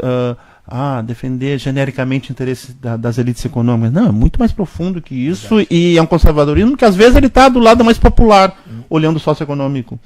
Certo? E o exemplo disso é o que ocorreu na França, por exemplo, que o grosso da votação do Front National, da Marine Le Pen, veio de um antigo eleitorado do Partido Comunista e de bolsões populares, certo? Mais suscetíveis a aceitar aquele discurso populista de direita europeu, né? E de lá veio. Né? Então, esse que eu estou falando é nas mentalidades. Claro que ele tem as suas cruzas com as questões econômicas, né? E ele muitas vezes está sendo instrumentalizado a serviço, no caso do Brasil, e da América do Sul, repetidamente em vários países, a serviço de rearranjar o cenário político para desfazer conquistas importantíssimas que as populações menos assistidas de vários países sul-americanos tiveram na última década e meia, certo? Então, o que a gente chamaria do ponto de vista político do espectro de direita está fazendo uso de um pensamento conservador. Né? Não que seja sinônimo, tem que prestar atenção nisso. Né? O conservadorismo cultural ele não é sinônimo da questão de direita e esquerda. Certo? Então a gente tem que cuidar para não confundir as coisas. Nós, pelo menos, temos que ser um pouco didáticos de perceber isso com clareza e explicar. Porque é muito comum o conservadorismo cultural entre os operários da esquerda. Sim, isso pode acontecer. No processo da Revolução Russa, por exemplo, que eram machistas muitas vezes. Sim, até porque são que tipo de situações as pessoas tiveram ao longo de sua vida, que tipo de oportunidades elas tiveram ao longo de sua vida para abrir sua cabeça, para abrir sua mente. Exatamente. Porque é disso que se trata. Bem, então por que avançou tanto ao mesmo tempo o conservadorismo que parecia que já não estava mais aí, e chegando muitas vezes aos extremos do fascismo, certo? E de outro lado, avançou conquistas muito importantes, que seriam, digamos, etapas avançadas do projeto iluminista de emancipação que vem do século, sabe? Que ele começa com a questão dos direitos universais do ser humano, né? O voto universal, que seja, o fim do ancião regime. Depois parece que o ancião regime ele vai terminando em camadas. E ele nunca terminou ainda, porque são etapas a serem avançadas, né, em termos de emancipações, né? Que, por exemplo, lá no início, quando é que ia pensar a temática da deficiência física, por exemplo? Está completamente incorporada. A temática da diversidade sexual, completamente incorporada. Mas parte dessas pautas, elas entram com as chamadas guerras culturais dos anos 60 a 80. Né? Movimento negro, feminista, movimento LGBT, né? Que não tinha esse nome na época, certo? Essas letrinhas vêm depois, tá? Mas enfim, começa lá em 68, né? Não, mais de 68 para o pensamento, mas o LGBT começa em 68 também, movimento gay. Né? O feminismo é mais antigo, tem suas diferentes etapas, cada um com as suas, como o Vênio diz, tem a sua história, mas se cruzam no caminho chamadas guerras culturais. Bem, né? A partir dos 80 para os 90, o Ocidente entra num estágio que se instaura o tal chamado pensamento politicamente correto, que em momentos anteriores, quando a gente estava numa situação mais tranquila, eu me permitia criticá-lo, por sinal, no sentido que às vezes ele fere a liberdade de pensamento, ele é muito esquematizado, ele acaba alimentando certos preconceitos, né? Mas agora eu já não estou criticando mais, né? Porque não é o momento de criticar o politicamente correto, certo? Mas a sociedade do politicamente correto foi o quê? Quando aquelas questões que eram oprimidas antes, elas conquistaram o plano da institucionalidade, e em vários países elas vão alcançar inclusive o plano da legalidade, de forma que o livre exercício de exclusões e preconceitos acabaram sendo penalizados. E isso gerou uma impressão errônea de que esse pensamento conservador não existia mais. Na verdade, parte foi convencida por um pensamento mais no meio, mais liberal, certo? Mas uma outra parte ficou reprimida, quieta, silenciada. Conservadorismo no armário. E isso 80, 90. Então, até os 2010, vamos pegar por aí, 2005. Então, o status quo do Ocidente de uma liberalização comportamental, como fruto das agendas políticas das guerras culturais, que seria um capítulo avançado, para não dizer pós-moderno, do processo emancipatório do iluminismo. Ok? Tá. Mas o que muda? Porque, veja bem, o que permite que haja essa retomada do que, da nossa perspectiva, é o lado obscuro da força, entendeu? O Léo, que gosta muito dos super-heróis e tudo, o que permitiu o lado obscuro da força fortalecer? Porque, veja bem, se a gente pensar a história do pós-guerra até a virada dos 90 para os 2000, a gente tem um contínuo com interrupções colocadas por fatores locais na agenda da liberalização comportamental. Sabe? Começa como é? Beatnik, né? Logo depois da guerra, Estados Unidos, as motos, não sei o que, jaqueta de couro, periri, pororó. Aí vem o hippie, né? Aí tem versões, Brasil Tropicália, por exemplo, tem versões locais. Um processo de maio de 68 no pensamento. Aí aquilo frutificou muito em vários países, nos 70 e 80, América Latina, pé no freio, por causa das ditaduras. Mas as ditaduras, cada uma teve uma relação diferenciada com esses movimentos. Mas por um lado a música mas popular brasileira estava ali, né? Nem Mato Grosso estava ali, entendeu? Vestido daquele jeito que hoje, quem é que pode ser vestido daquele jeito para dar um show? Né? Olha, nunca houve, na época da ditadura, nos anos 80, um discurso violento e agressivo como o discurso que vitimou o Pablo Vittar no momento em que ele recebeu aquela, nem sei bem o que foi que a Globo disse que ele foi o melhor do ano. Né? Nunca. E aí todo mundo diz, não, mas ele na verdade não tem preconceito, é porque ele não canta bem. Tá bem. Tá ótimo. A pessoa tem uma ascensão também do conservadorismo religioso aí também. Né? Também, tá junto. Mas aí deixa eu completar meu raciocínio. O que muda? Vinha aquela ascensão porque eu tenho uma teoria minha, certo? E na verdade o Eco já falou sobre isso aí, né? Que tem a ver com a internet. Tem a ver com a internet. Mas por que a internet é ruim? Não, a internet não é ruim, certo? Ela é boa? Ela trouxe coisa boa e trouxe coisa ruim. Então ela é do nosso tempo e pronto. Um dia foi a imprensa, um dia foi a escrita, um dia pintou na caverna, entendeu? Um dia aprendeu a falar. Entendeu? Um dia aprendeu a falar, depois pintou na caverna, depois aprendeu a escrever, né? Depois fabricou papiro, aprendeu a fazer livro, imprimiu. Internet agora, tá? Então, não é boa nem ruim. Só que são o quê? É comunicação, né? Nós somos o quê? O que somos nós, aquela discussão do homem isolado, que bota numa ilha sozinho, né? Faz nascer ali, não é ser humano. Sim. Não é ser humano, que a cultura ela é através da comunicação, certo? E o fato da internet e das redes sociais estabeleceu uma outra dinâmica da comunicação, do processo de produção de identidade, de formação de pensamento, de formação de opinião, num ritmo que tem uma aceleração nunca antes vista. E que o processo de formação de opinião ele se acelera e as pessoas pensam que já têm opinião mais rápido do que elas tinham antes. E elas pensam que já aprofundaram mais o pensamento mais rápido do que elas tinham antes. Isso traz uma democracia consigo, porque antes era menos gente que se sentia autorizada a achar que tinha opinião que podia sair dizendo por aí, porque respeitava o nível de profundidade. Se perdeu o respeito pelo nível de profundidade. Tem um lado bom que as pessoas se sentem mais à vontade de falar. Só que vozes com muito pouca fundamentação, casquinha, falam impulsivamente e isso gera uma coisa, quase um catalisador de partículas, entendeu? Extremamente acelerado. Isso deu uma rebordosa mental, né? E chacoalhou. E aí interrompeu aquela sequência que vinha do pós-guerra até agora. Ela foi interrompida. E nós iniciamos um novo ciclo, sem apagar aquele anterior. Sim. Não maturou ainda.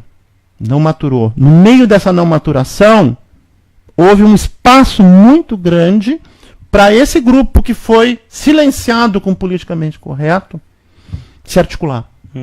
E se articular seu pensamento. Só que ele se articula diferentemente da tradição humanista, que valoriza a fundamentação, o conhecimento bem embasado. Como isso aí, essa articulação se deu na onda da rede social. E na rapidez. Basta um punhado de conceitinhos, de palavras-chave. E aí surge aquele intelectual, tipo o cara do MBL, aquele que não tem uma formação pífia e parece um cara inteligente. Não sei especificamente, eu não parei para estudar muito MBL para poder opinar. Mas nada impede que alguém lá estude mais também, né? Pode ter, né? Eu não sei, eu não conheço muito para poder opinar, mas pode ser um bom exemplo, né? Só que assim, aí funciona desse jeito, Marcos. É assim, é um punhado de palavras e aquilo ali já é o suficiente. É doutrinação, é ideologia, Fórum de São Paulo, vai para Cuba, vai para Miami, sabe? É uma infantilidade e é uma coisa porque aí eu fico pensando aliás, acontece assim, também com o pensamento que se diz de esquerda, mas com também, seus rótulos. mas também é que igualmente também, raso. É igualmente raso. E aí advogar pelo humanismo é assim, a gente não pode abdicar, né? De que essa discussão tem que ter a noção de que tem pilares que foram conquistados. E o humanismo conquistou pilares de civilização. Olha, tenho a formação de antropólogo, eu prezo pela questão do relativismo cultural, ela é fundamental para a gente entender uma série de coisas. E eu sou muito crítico do conceito de civilização, na medida que por detrás dele existe toda a questão do colonialismo, que justificou o domínio de povos no planeta. Então a gente tem que tomar muito cuidado quando a gente usa esse termo. Mas a gente pode entender esse termo também no sentido da conquista de uma sociedade dos direitos humanos. Certo? E aí eu penso, né, da busca do bem-estar, que todos têm direito ao bem-estar, que não é privilégio só de alguns, né? Eu penso assim, né? Lá a questão inicial que a gente colocou, papel das humanidades. Qual é a contribuição? Por que não pode ter? Não pode faltar? O que o humanismo trouxe como pilares distintivos do Ocidente e foi aprendido aí como professor de história antiga, isso foi desenvolvido a partir da leitura dos clássicos. Sim. E aí se embrenhou na identidade do Ocidente, certo? A ordem tanto faz, certo? Mas vou falar. Primeiro, o res publica. Republicanismo, sentido da coisa pública. É organizar as ideias na cabeça para entender que existe a esfera do público e do privado. E que aquilo que é governamental, que é político, deve primar por olhar para a existência de um bem comum. Tudo bem que na prática a gente sabe que rola muita sacanagem. Sim. Rola hoje, rolou em Atenas, rolou em Roma, rolou porque são coisas da dinâmica do poder. Sim. Mas ao mesmo tempo existe um conjunto de sujeitos que atuam olhando e a questão do pensamento e como é que se criticam mutuamente olhando. Não, nós precisamos ser norteados pelo princípio republicano. Isso é uma aquisição do humanismo e as humanidades estão a serviço de constantemente alimentá-la. Você não pode perder isso de vista. Uma ditadura, por exemplo, perde isso de vista. Tá? E aí chega o segundo pilar. Democracia. Né? Que é, a gente pode explicar de várias formas, mas principalmente assim, o máximo de pessoas possível deve ter forma de participação nos destinos dela enquanto parte de um todo que é uma sociedade. Aí tem democracia direta lá em Atenas, Roma, tem outro jeito, algumas são mais democráticas de fato, são mais aristocráticas, outras são mais oligarquizadas. Eu sou da ideologia que eu acho que tem que ser o mais participativo possível. Outro, tem variantes, tem matizes. Mas abrir mão de que é inviável. Isso está sendo discutido. Tem países que estão achando que dá para a gente abrir mão da democracia. Certo? E também a ideia de participação de soberania. De soberania. Ou de tentar ter uma ideia de soberania do que as pessoas participem e tenham efetivamente uma forma de ação que isso possa se tornar parte da política de um país. Seja soberania popular. Eu não sei até se desmerecendo mas eu acho a ideia que o conceito de soberania popular ele amadurece depois. Ele precisa desses antes dele. Mas ele é uma conquista que vem depois da herança do humanismo. Ele faz parte, mas ele se desenvolve como consequência da combinação do republicanismo e democracia. Né? Pega o Rousseau e tal, etc. O iluminismo. Né? Laicidade. Que é a compreensão, e essa é talvez uma das essências do humanismo, né? Protágoras, né? O homem à medida de todas as coisas, né? Não um homem másculo, mas não é a palavra aner que usa, que é o homem corpo masculino, mas é a palavra anthropos, certo? E assim, só para clarear, fisicamente tem aner homem, guiné mulher. Anthropos não é morfologicamente não é aner é uma coisa, anthropos é outra. Entendeu? Não é como a gente, humanidade, o humanismo, o homem, tem a palavra homem, que aí existe uma crítica feminista, por exemplo, a questão da defesa do humanismo, que ela teria um viés machista, isso ficou dentro, o problema é como é que se resolveu isso dentro do ponto de vista linguístico, dentro da vertente latina, entendeu? Mas ele vem, né, por causa de humanitas, tudo mais, mas ele começa com a Grécia.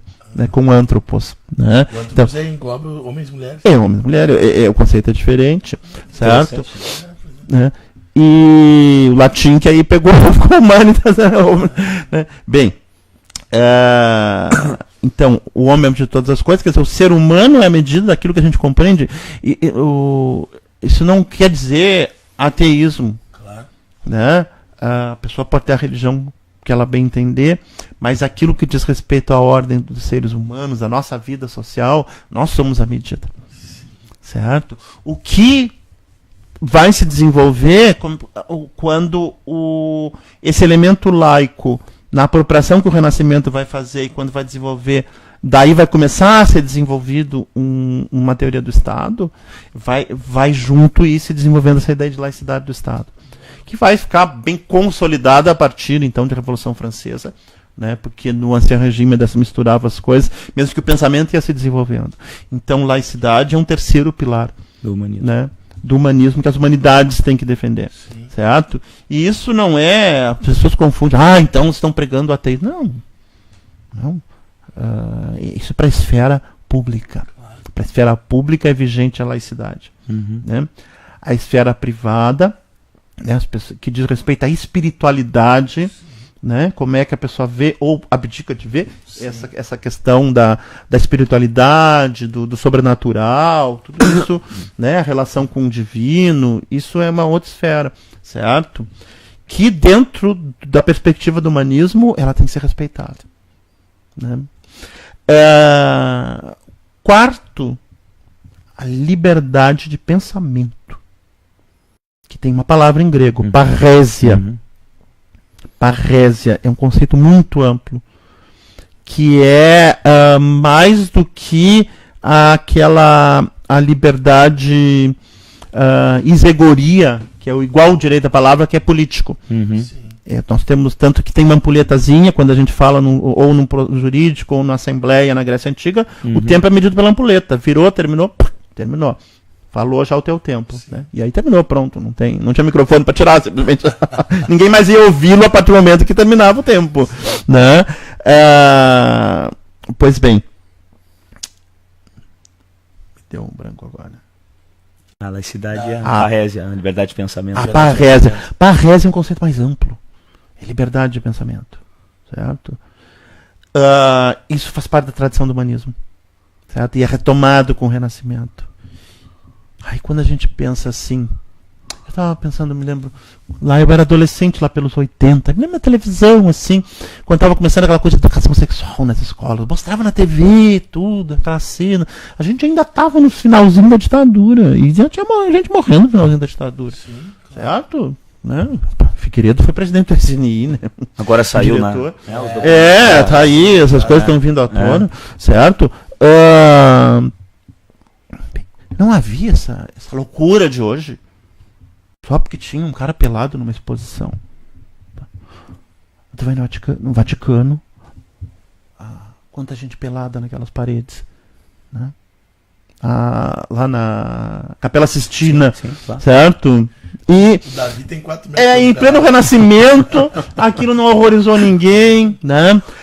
Então, esse elemento da liberdade de pensamento, ele incide tanto sobre o lado letras das humanidades, quanto o lado artes das humanidades. Sem dúvida. Certo? E aí vocês vejam como... Eu estou citando isso aqui para vocês verem como sim, as humanidades estão... O humanismo está a perigo, mas ele está reforçado ao mesmo tempo. Mas há o perigo, certo? Porque essas conquistas... Por isso que a gente tem que ter clareza dessas conquistas do humanismo. E a quinta, que para mim é a maior de todas. E ela está, de certa forma, enraizada lá atrás... Mas a importância dela ganhou força com a pós-modernidade. Certo? Porque a pós-modernidade, de certa forma, é uma filha tardia da modernidade que se rebela contra ela. Sim. Certo? Porque a tolerância é a última filha do humanismo, é a filha rebelde da modernidade, porque ela ela traz junto consigo o princípio de diversidade, o princípio de multiculturalismo, o princípio de tantas outras coisas. E é um tema central dentro da tradição humanística. A gente tem poemas gregos ou latinos, né, que a gente tem lá ou situações de um poeta um personagem conversando com outro, né, e um vai dizer, bem, pois é, eu gostava mais de meninas, né, moças, mulheres, né, agora eu estou gostando de rapazes. Aí o outro falando do outro lado, pois é, né, tu vê, eu já ao contrário, né, antes eu gostava de rapaz, agora eu estou gostando de mulheres, né. Estou conversando numa boa, né? Ninguém precisa esconder de ninguém passando vergonha. Impensável hoje. Verdade. Esse diálogo assim, entendeu? Então, sob alguns aspectos, parece que os tempos estão invertidos. Nós, claro, não idealizemos em excesso, entendeu? Sim, claro. Porque é uma sociedade que tinha escravidão, uma sociedade que tem várias formas de exclusão feminina, certo? Mas são temas a serem matizados também, mas tá lá. Então, são os princípios que tu tá trazendo. Entendeu? Entendeu? Isso é questão de princípios, né? Então, eu acho que é o quinto pilar, cronologicamente falando, de certo modo, porque ele eclode como um elemento central no pós-moderno, né? Esse mundo pós-anos 80. Certo? O mundo da condição pós-moderna, parafraseando o François Lyotard, certo? Que eu não sei se a gente ainda está no pós-moderno, o pós-moderno foi a transição para essa situação que a gente chegou, né? Aqueles ferrenhos ideólogos do moderno, principalmente marxistas mais ortodoxos, odiaram o pós-moderno, porque e não conseguiram entender o pós-moderno como a filha tardia da modernidade. Certo? Não conseguiram, então eles viram aquilo ali como um movimento reacionário, burguesa, direita. Claro que porque tem também seu grau de intolerância em alguns aspectos desse marxismo revolucionário. Claro, porque não estava colocado para o marxismo revolucionário as questões das guerras culturais. Sem dúvida. A questão do feminismo, a questão do racismo, nada disso está colocado. Né? O problema é classe, sabe? Como se não tivesse a outra questão para resolver, né? Vamos pegar um exemplo, entre as maiores experiências de homofobia criminosa na história da humanidade se deram em vigências de governos comunistas, certo? Se costuma acusar a religião como uma das principais causas da homofobia. Tudo bem, ela pode ser, mas algumas religiões são, muito pelo contrário. Né? Religiões afro-brasileiras são extremamente... comporta dentro da sua mitologia, está tudo contido ali. Sim. Mitologia grega também comporta dentro, né? Mas aí então a religião seria culpada. Em alguns casos, sim, né? Mas vê bem. E na Albânia era culpada, em Cuba é culpada, na União Soviética, na China e na Rússia moderna houve uma retomada forte da religião ortodoxa, mas nenhum país tem tanto ateu quanto a Rússia. Porque teve 90 anos de comunismo. 90 não, né? 70 e 80 mais ou menos. Né? 17, então tem umas 4 gerações, então talvez a China, não sei, entendeu? Mas o nível de ateísmo...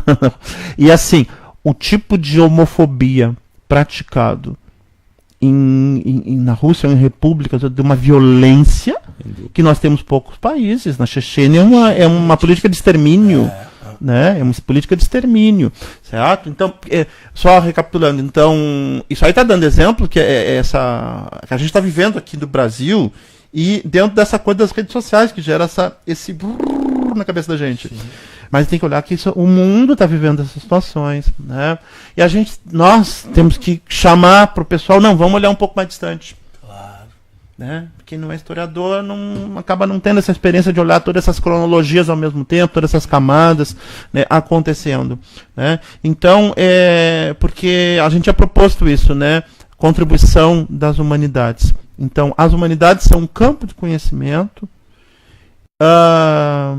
ao qual pertencem as ciências humanas e as artes, certo? Dentro do qual se cultivam e ali se encontra alimento para 5 pilares do humanismo, sobre os quais se erige o Ocidente naquilo que ele tem de melhor. Porque ele tem muita coisa ruim. Sim. Muita coisa ruim, certo?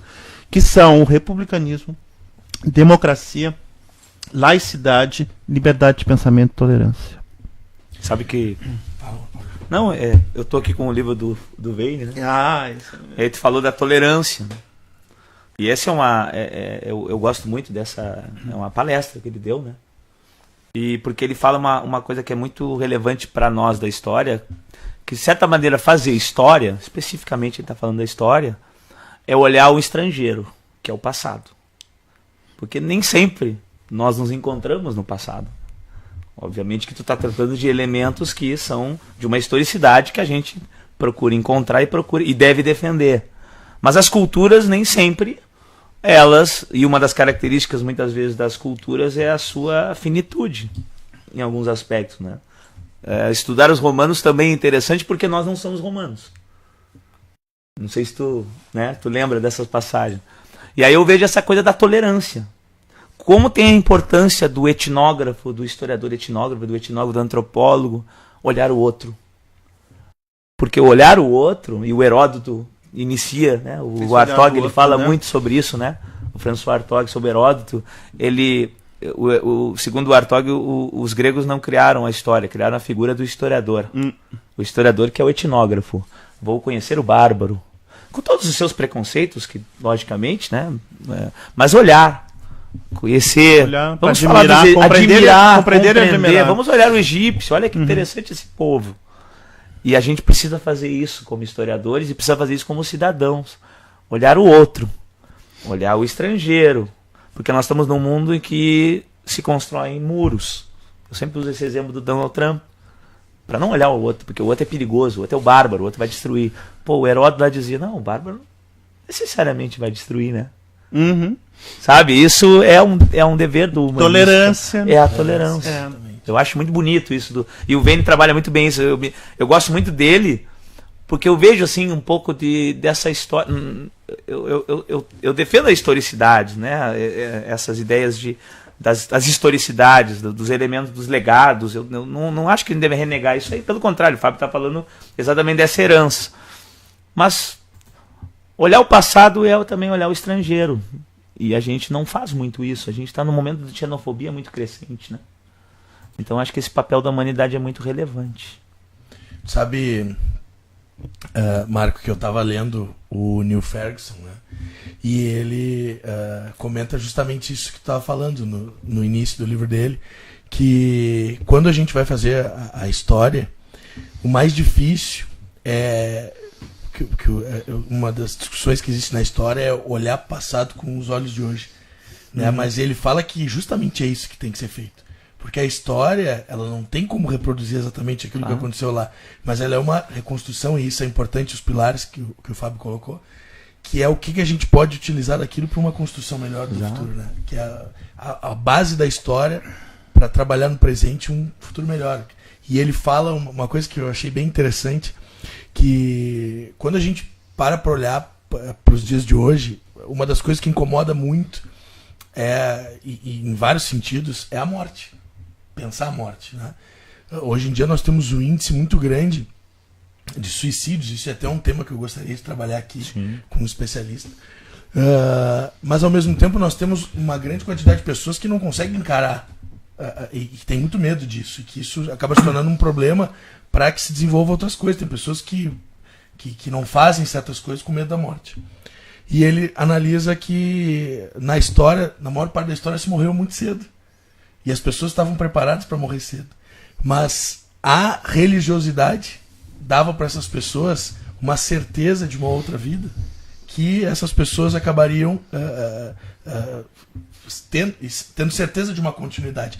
Que hoje, né, talvez até pela divulgação e pelo conhecimento que existe de uma série de pensamentos nesse sentido aí, espirituais e tal, hoje em dia haja uma confusão e que muitas pessoas não têm mais essa certeza, mas que analisar a história como ela realmente foi, ou mais próximo disso, faz com que a gente consiga entender o porquê de algumas dores dos dias de hoje.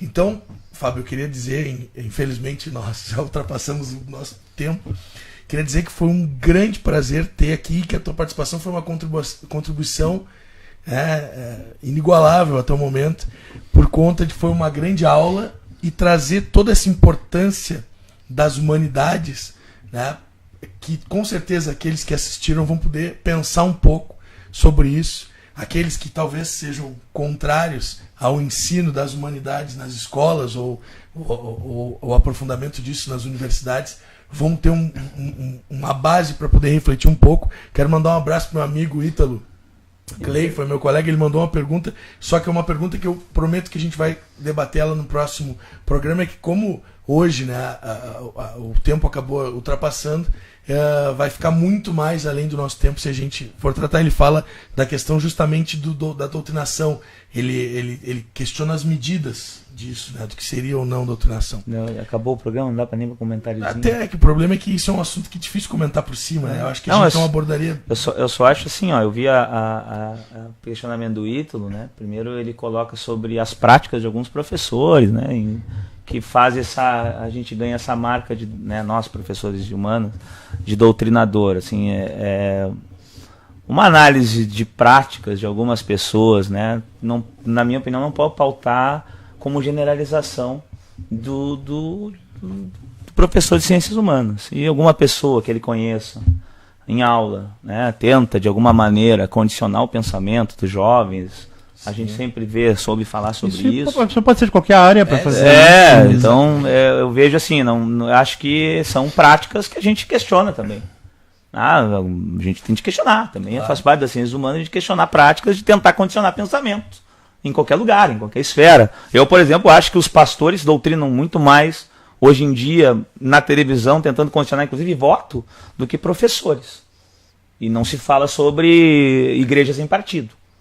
Acho que a gente devia pensar nesse ponto. E um professor é muito mais questionado que um pastor. Exato. Mas nós vamos fazer um programa especial sobre isso. Não, e só uma coisa que ele colocou assim, ser conservador é o mesmo que fascista? Não sei, não foi colocado que ser conservador não, e até foi explicado claramente que existem estágios para que se chegue lá. Não foi dessa forma. Escala extrema.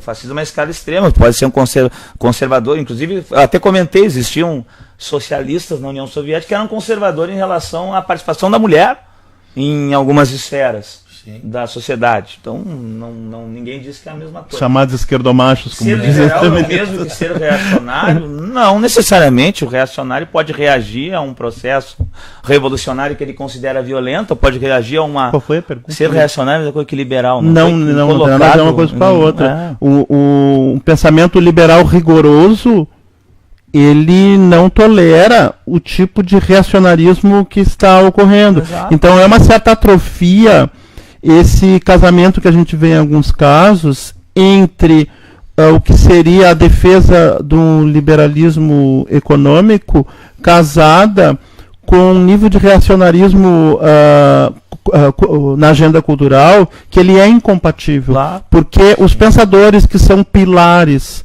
do pensamento liberal, neoliberal, filosóficos ou econômicos, eles não concordam com isso. Eles não apregoam esse obscurantismo e reacionarismo cultural. Pelo contrário, é um fenômeno que ele só está acontecendo por causa daquela questão que eu coloquei, de um processo de formação de opiniões na casca, porque está compatibilizando coisas que elas não são a mesma coisa.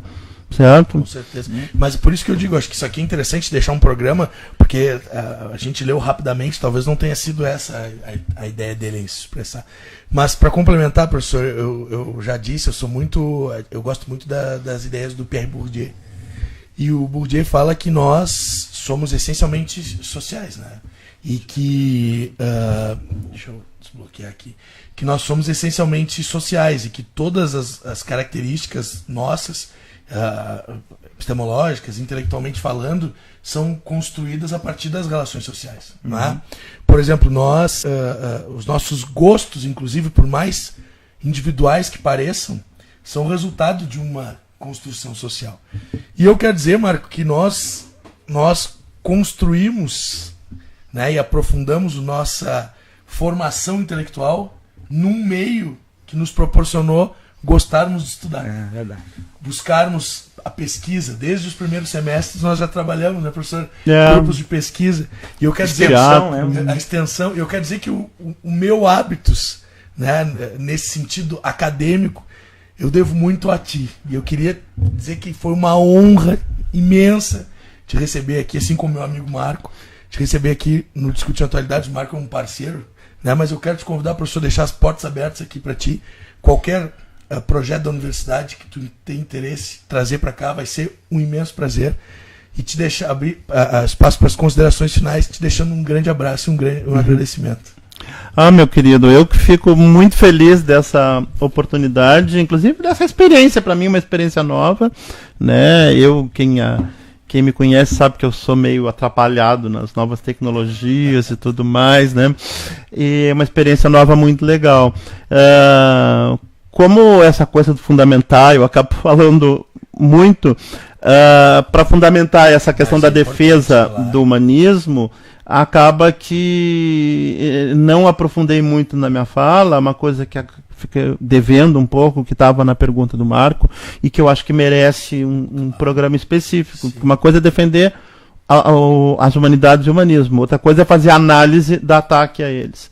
Né? Então, eu acho que vale a pena a gente analisar esse ataque, como é que se dá esse processo de formação discursiva a partir dessas palavras-chave, né? Uma data, analisar o próprio vocabulário e dos dois lados, porque ele que tem a ver com a colocação ali, como pensar os extremos, né?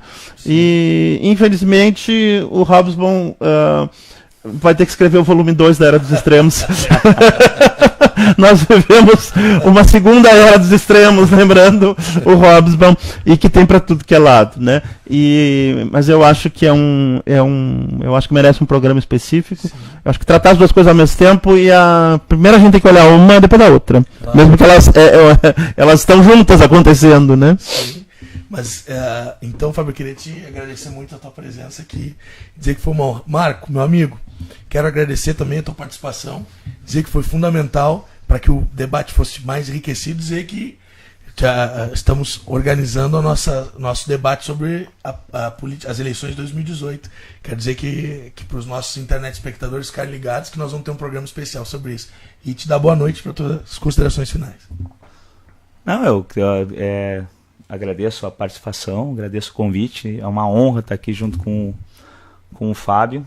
Falando em provocação, aí tu vê um rapaz aqui falando que um professor que coloca vídeo de candidato à presidência que mente na cara dura. Não sei de quem ele está falando. Eu acho que eu botei algum vídeo do Ciro Gomes falando sobre algum assunto específico, que eu achei interessante o conteúdo. Eu não entro na falácia ad hominem, né? Sim. Para mim, se o Ciro Gomes um dia mentiu em algum momento da carreira dele, devo ter colocado o vídeo por causa do conteúdo, não por causa do Ciro Gomes. Ele está confuso. E depois, como é que professor, quando questionado, não ter como responder e te excluir. Eu não sei se eu excluí, eu não te conheço, não conheço esse rapaz. E não, inclusive, não sei quem é. Mas quando vem nem é pra ti, porque... talvez não seja, né? Talvez seja para alguém. Mas eu acho assim, eu acho que isso aqui faz parte muito desse ambiente. Sim. Né? Um ambiente que as pessoas elas não querem conversar, elas não querem dialogar, elas querem atacar. Elas querem ser falaciosas. Isso está levando muita gente a sair das redes sociais. Exato. Então, mas meu lado vicioso. A gente tem que ser um pouco mais seletivo em que a gente vai ler. Eu sei, mas exatamente para não parecer que não está usando o assunto, né? Porque assim, a gente tem que dar audiência porque é relevante. Exato, mas assim, eu acho que esse é o problema da rede social, sabe, Léo? É uma coisa assim meio, como o Fábio falou, parece a ideia de vamos desconstruir as pessoas, vamos atacar as pessoas. Nem sei quem é, sabe? Não tenho contato, não conheço. E aí fica nessa relação. Mas, cara, quando vê, por estar ao vivo, a gente às vezes não tem lido com atenção. Por isso que é interessante a gente ler os comentários com mais calma depois e comentar no próximo. Mas lendo aqui, a impressão que dá é que tá falando de uma outra pessoa, de uma outra situação. Bom, mas igual, eu acho que não é o espaço é pro diálogo, né? E eu quero agradecer o teu convite, né? Quero agradecer tá na presença do professor Fábio. Não esquece de nós, professor. O Gabriel Teles, o pessoal lá da Diego Melo Rodrigues. Que é esses que vale a pena a gente ler. Sim. Né? Então, a Maria Aparecida nos parabenizou, Daniel bateu palmas. Diogo Melo, Maria Nobre, pessoal do IFSU tá todo, Luciano Ribeiro. Então, assim, agradeço assim novamente o teu convite, agradeço, assim, é uma honra estar na presença do professor Fábio. E quero vir aqui de novo, né? Pra gente debater questões, a gente fazer esse debate novamente sobre outros assuntos. Olha aí, Sor Marco é top, Gabriel Marques. Pessoal, quero agradecer a audiência de vocês que ficaram com a gente quase 2 horas agora, né? A gente começou um pouquinho mais tarde, mas praticamente 2 horas. Quero mandar então um beijo especial para os meus alunos do curso Riachuelo, lá de Santa Maria, para os meus alunos do curso Fleming, aqui de Pelotas, que mandaram uma hashtag também, para os meus alunos da Escola Mário Quintana, e dizer que semana que vem não temos programa ao vivo, porque eu estarei em Santa Maria, não estarei nos meus estúdios aqui, nos nossos estúdios, para poder fazer o programa ao vivo, mas no dia 25 de maio, eu vou estar recebendo aqui a vereadora Cristina Oliveira para falar sobre direitos dos animais e sobre um pouquinho da trajetória dela como protetora dos animais, um assunto bastante importante. E, antes de concluir, eu queria falar um pouquinho sobre o meu aluno Matheus Kogo Mendes, que é o cara responsável pelo nosso design. Ele fez a nossa arte ali, então quem tiver interesse e necessidade de ter uma marca, um logo para sua marca, entre em contato com o Matheus. E gostaria de deixar uma dica aqui para vocês. Quem está estudando para o vestibular, se preparando para o Enem, entre no Oficina da História, do meu amigo Max Dantas. Vale muito a pena. É um site com aulas de toda a história lá, com material e tal. Vale muito a pena. Então, pessoal, uma boa noite e até a próxima. Material importante, né?